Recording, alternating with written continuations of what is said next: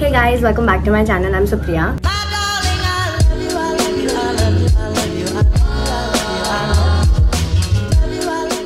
So you guys were constantly asking me regarding a video of CA Foundation strategy. So here I am with that video. But just a disclaimer पहले कि whatever I tell you guys in the video is just my personal experience. I'm not a professional guide to tell you guys कि आप ये करोगे तो आपका CA Foundation crack हो जाएगा.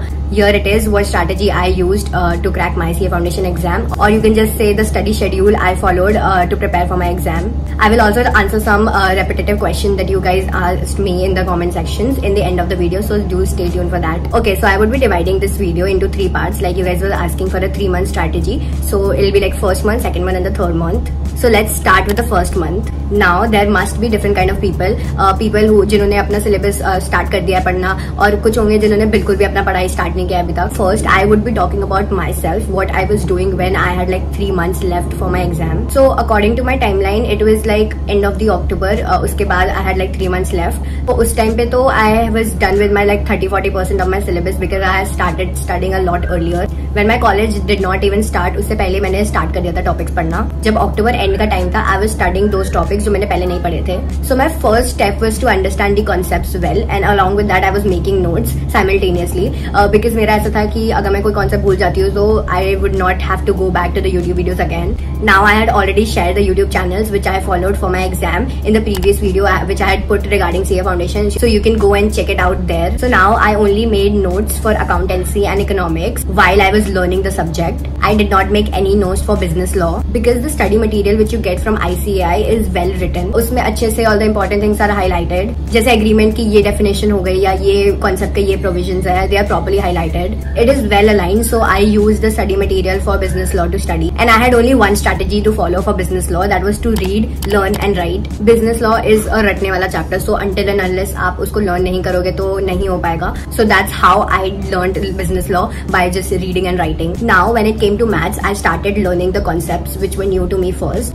Being a maths student in 11th and 12th, it was an advantage for me that I knew some concepts beforehand. So I started with the chapters which I was not that quite familiar. Like मैंने finance and maths वाला chapter start कर दिया था. And along with that, I also started statistics. For understanding these concepts, मैं YouTube से ही concepts को समझती थी. And then I used to solve the study material के illustration वाले, example वाले questions and also the practice questions. So basically in the first month, I was building the base for all the concepts. और मेरा बिल्कुल भी plan नहीं था किसी भी कॉन्सेप्ट को छोड़ने का. आई हैड प्लान कि मैं कोई कॉन्सेप्ट छोड़ के नहीं जाऊंगी because you never know paper में मोस्ट इंपॉर्टेंट क्वेश्चन के जगह लीस्ट इंपॉर्टेंट क्वेश्चन आ जाए. And I did not even plan कि मेरे को हर एक सब्जेक्ट में बस 50-50 मार्क्स लाना है जिससे मेरा एग्रीगेट 200 बन जाए and I pass the exam. I had plan कि मुझे अपने हर सब्जेक्ट में 100% देना है.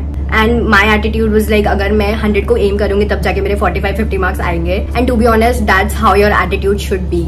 सो first month I was just doing this, learning and understanding the concepts. And to be honest 1 month में मेरा हो गया था पूरा syllabus. But I really had to revise because जो टॉपिक्स मैंने एकदम ही स्टार्टिंग में पढ़े थे वो मैं टॉपिक्स ऑब्वियसली भूलती जा रही थी धीरे धीरे because I was not revising continuously. And this is just a tip for you guys कि अगर आपको बहुत ज्यादा मोनोटोनस लगता है अपनी पढ़ाई करना तो आप ऐसा कर सकते हो कि मतलब एक दिन आप एक प्रैक्टिकल सब्जेक्ट लो और एक थ्योरी सब्जेक्ट लो. मतलब एक ही दिन पे आप दोनों प्रैक्टिकल सब्जेक्ट मत चूज करो या थ्योरी चूज मत करो बिकॉज उसके साथ ना फिर बहुत ज्यादा बर्डन सा लगता है कि प्रैक्टिकली मैं सॉल्व करे जा रहा हूँ, I am not learning anything. और या फिर अगर आप थ्योरी करते जाते हो तो आपको लगता है कि मैं बस रटती जा रही हूँ चीजें. सो इट्स अ टिप कि आप में से मैं व्हाट कॉम्बिनेशन आई टुक की मैं एक दिन अकाउंट करती थी along with economics and the other day I used to take business law and maths.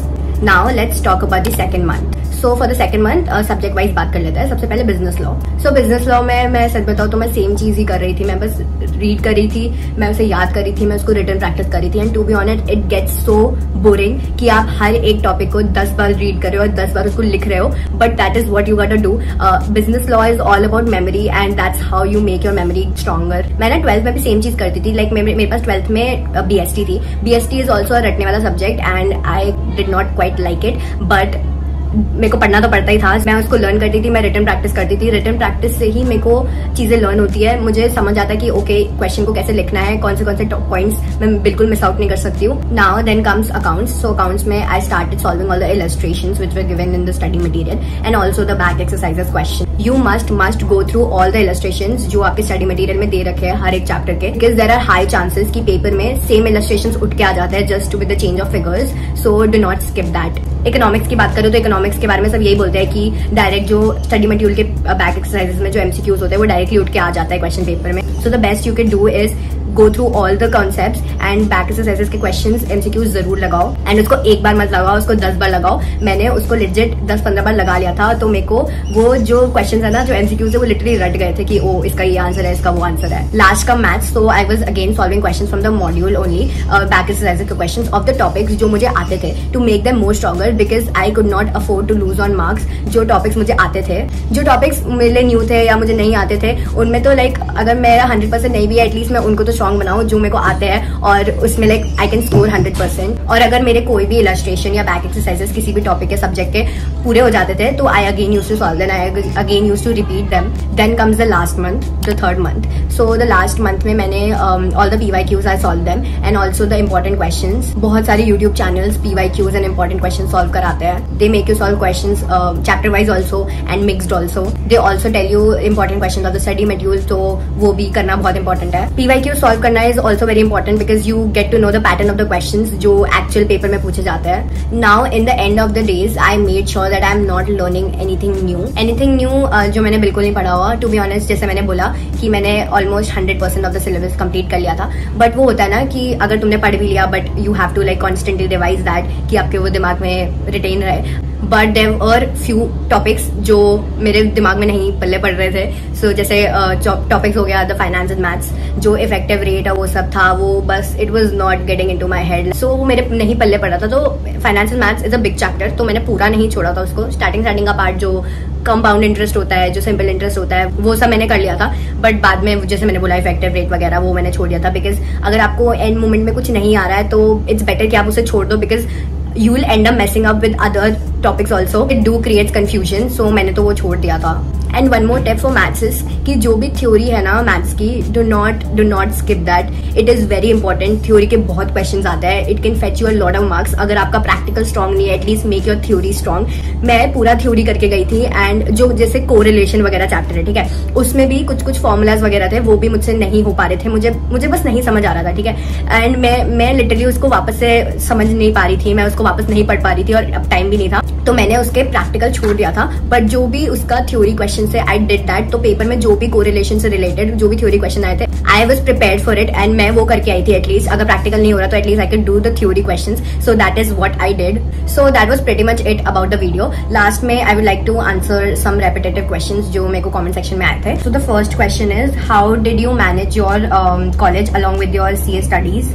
Okay, so this question was repeated a lot and मैंने थोड़ा बहुत शेयर भी किया था regarding this in my previous video CA से related, but since some people would be new to this video, so I would like to share थोड़ा सा brief में. मैं अपना like पूरा रूटीन बताती हूँ कि मैं कॉलेज जाती थी, घर पे क्या करती थी वो सब. तो सुबह I use to get up like 6 o'clock in the morning because 7 o'clock I had to leave for the college. This was because मेरी हर दिन 8:30 क्लासेस स्टार्ट हो जाती थी and मेरी क्लासेस like 8:30 to 1:30 चलती थी. After getting free from the classes 1:30 से I still used to be in college sometimes because society का काम हो जाता था, तो कभी कभार मैं 4 बजे तक 5 बजे तक I use to be in the college and sometimes there were times कि कभी कभार मैं अपने दोस्तों के साथ कहीं इधर उधर चली गई. बट मोस्टली जब काम नहीं होता था तो I use to come back home early. जैसे 1:30 की क्लासेस ओवर हो जाती थी, 2 बजे I use to leave from college and जो भी मेट्रो का टाइम था I use to utilize that. मेरा ऐसा था कि अगर सुबह भी मैं 7 o'clock उठ के मेट्रो से 8:30 की क्लास अटेंड करने जा रही हूँ तो अब मैं उठी गई हूँ तो मैं पढ़ लेती हूँ, because metro is such a waste of time, let me tell you, and it is not at all fun to travel 1.5 hours every day, like and to and fro.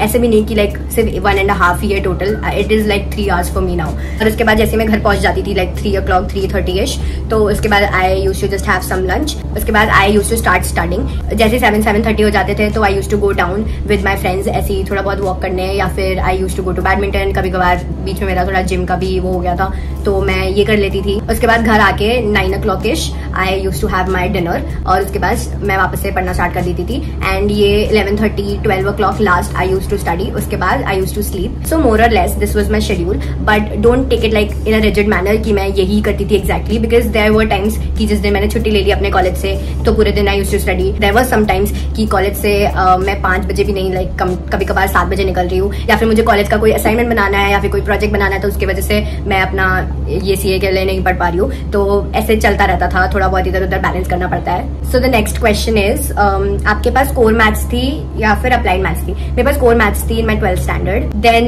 many of you guys have asked me regarding my CA inter की preparation. So I have not started my CA inter की preparation and I'm planning to give my May 2026 attempt. अभी मैंने start नहीं किया है because मैंने अपनी previous video में बता रखा है कि अभी मेरे सेमेस्टर 2 के एग्जाम चल रहे हैं, लाइक फर्स्ट ईयर के फाइनल एग्जाम्स. तो उसके बाद ही I will start studying for that. उसका भी मेरा पक्का नहीं है कि मैं I will take a coaching और I will do self study. Probably I am thinking कि मैं 1 महीना तो मतलब जब तक बुक्स आ रही है तब तक सेल्फ स्टडी से करूँ. उसके बाद इफ आई फील लाइक कि मुझे I need an external help, मुझे चाहिए कि मुझे कोई पढ़ाए, मुझे समझाए, मुझे मेरे डाउट्स क्लियर करे, तो I definitely see for coaching.